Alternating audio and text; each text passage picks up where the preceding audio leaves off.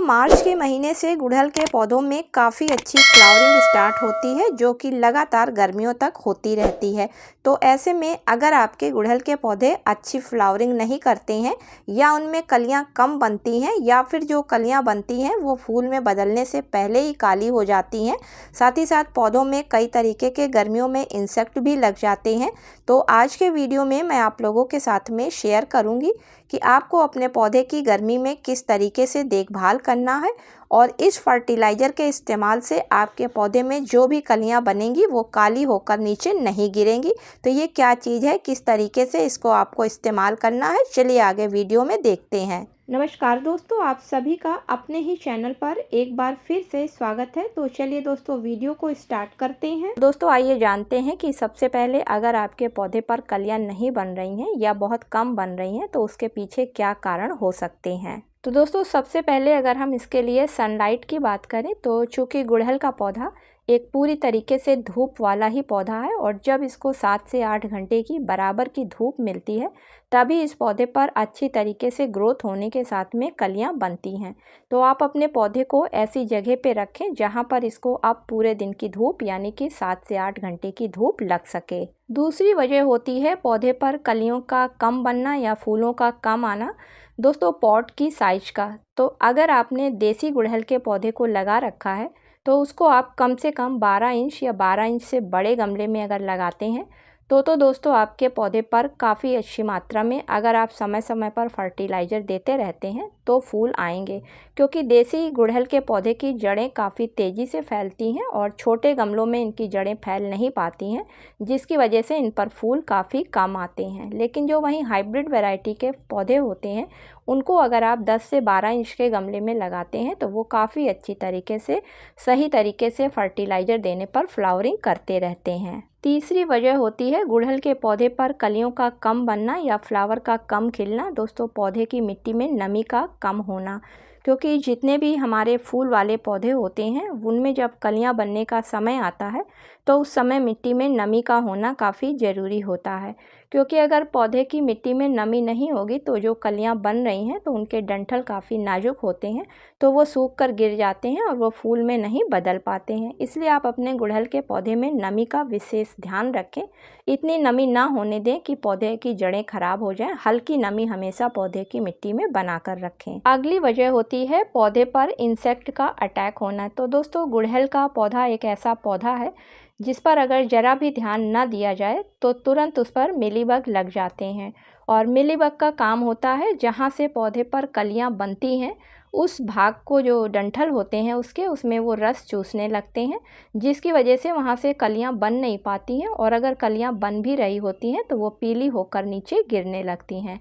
इसलिए दोस्तों आपने अगर गुड़हल का पौधा लगा रखा है तो रेगुलर अपने पौधे को चेक करते रहें और नीम ऑयल का बराबर स्प्रे करते रहें, तो आपके पौधे पर मिलीबग नहीं लगने पाएंगे। चलिए दोस्तों अब बात कर लेते हैं कि हमें अपने गुड़हल के पौधे से अगर अच्छी मात्रा में कलियों और फूलों को लेना है तो उसके लिए हमें कौन सी ऑर्गेनिक फर्टिलाइज़र्स का इस्तेमाल करना है। तो दोस्तों फर्टिलाइज़र के रूप में आपको पहली फर्टिलाइज़र मेथी दाने लेना है, जो सभी के किचन में बहुत आराम से मिल जाते हैं। और दोस्तों इन मेथी दानों में काफ़ी अधिक मात्रा में iron, calcium, magnesium, potassium, sodium, zinc, phosphorus के साथ साथ प्रोटीन और विटामिन ए, बी, सी पाया जाता है। इसी के साथ में दोस्तों इसमें फॉलिक एसिड भी पाया जाता है इन दानों में, जो कि पौधों की ग्रोथ को बढ़ाता है, साथ ही साथ पौधों में होने वाली प्रकाश संश्लेषण की प्रोसेस को भी तेज करता है, जिसकी वजह से पौधों में ग्रोथ तेज हो जाती है और पौधे स्ट्रेस में जाने से बच जाते हैं।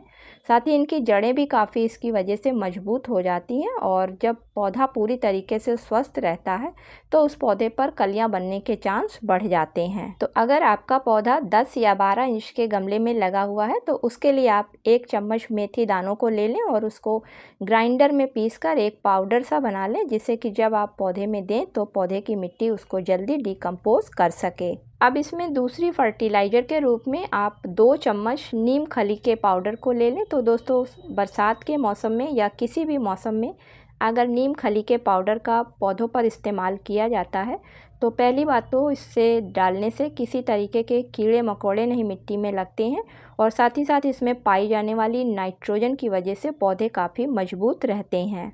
अब तीसरी ऑर्गेनिक फर्टिलाइज़र के रूप में आप एक छोटा चाय वाला चम्मच कॉफ़ी पाउडर को ले लें। तो दोस्तों कॉफ़ी पाउडर में मैग्नीशियम के साथ साथ पोटेशियम, नाइट्रोजन और विटामिन बी पाया जाता है काफ़ी अधिक मात्रा में। इसी के साथ इसमें जो कैफ़ीन पाया जाता है उसको जब मिट्टी में डाला जाता है तो वो मिट्टी को हल्का सा एसिडिक बना देता है, जिसकी वजह से जितने भी फूल वाले पौधे हैं वो हल्की सी एसिडिक मिट्टी पा जाने की वजह से मिट्टी से पोषक तत्वों को काफ़ी आसानी से लेकर पौधे की जड़ों तक पहुंचाते हैं, जिसकी वजह से पौधे पर जल्दी फ्लावरिंग स्टार्ट होती है। साथ ही साथ पौधा भी काफ़ी अच्छी तरीके से ग्रोथ करता है। अब तीनों चीज़ों को अच्छी तरीके से आपस में मिला लेते हैं और गमले की साफ़ सफाई कर लेते हैं। अगर किसी तरीके का कोई खरपतवार है तो उसको हटा देते हैं और गमले की मिट्टी की हल्की हल्की सी गुड़ाई कर लेते हैं। दोस्तों अब इस फर्टिलाइज़र को गमले की मिट्टी में चारों तरफ किनारे की तरफ डालकर ऊपर से वाटरिंग कर देते हैं। तो इसी फर्टिलाइज़र को आप लिक्विड रूप में भी दे सकते हैं। तो लिक्विड रूप में देने के लिए आप 1 लीटर साफ़ पानी लें और उसमें इन तीनों फर्टिलाइज़र्स को डालकर कम से कम 4 से 5 घंटे के लिए हवादार जगह पर रखकर छोड़ दें। 4 से 5 घंटे के बाद में बिना छाने आप उसको गुड़हल के पौधे की मिट्टी में धीरे धीरे करके डाल दें। तो दोस्तों इन तीनों ऑर्गेनिक फर्टिलाइज़र में काफ़ी अधिक मात्रा में पोटेशियम, आयरन, कैल्शियम, मैग्नीशियम के साथ साथ नाइट्रोजन जैसे पोषक तत्व पाए जाते हैं। और जब इसका पौधों पर 15 दिन के अंतर पर इस्तेमाल किया जाता है तो अगर पौधे पर कलियां नहीं बन रही हैं तो कलियां बननी स्टार्ट हो जाती हैं, या फिर जो कलियां बन रही हैं वो सभी कलियां फूल में बदलती हैं, कोई भी कली पीली होकर नीचे नहीं गिरती है।